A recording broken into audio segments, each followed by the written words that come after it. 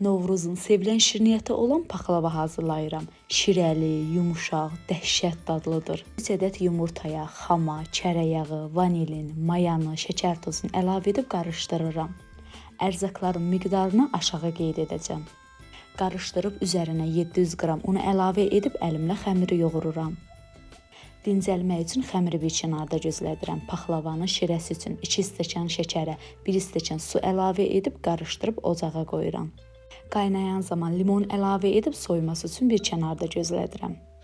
İçlik üçün 600 qram qoza, 400 qram şəkər, 1 çay qaşığı hil əlavə edib qarışdırıram.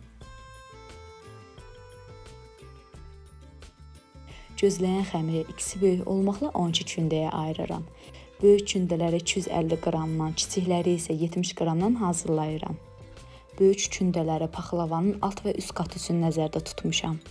Birinci 250 qramlıq xəmiri yayıb, yağlamış soba listinə sərirəm. Üzərinə içlikdən səpib, digər kündələri isə bu şəkildə hazırlayıram. Son 2 kündəyə mən içlik səpmirəm. Onun əvəzinə çərə yağı vururam ki, üzəri üçün ayırdığımız böyük kündə yaxşı yapışsın.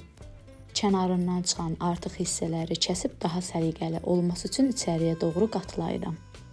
Videomu bura kimi izləyənlər kanala abunə olmağı, bəyən tuşuna basmağı unutmayın.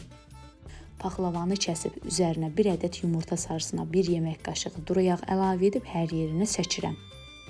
Üzərinə araq düzüb 150 dərəcədə isidilmiş sobada üzəri xəfif qızarana qədər bişirirəm. Paxlava biraz qızardı, sobadan çıxarıb 1 stəkan əridilmiş çərə yağını əlavə edib daha sonra yenidən sobaya qoyuram. Bişən paxlavanın üzərinə soyuq şərbəti əlavə edib canını çəkməyini gözləyirik. Daha sonra nuş edə bilərsiniz. Hazırlayacaq olan hər kəsə nuş olsun.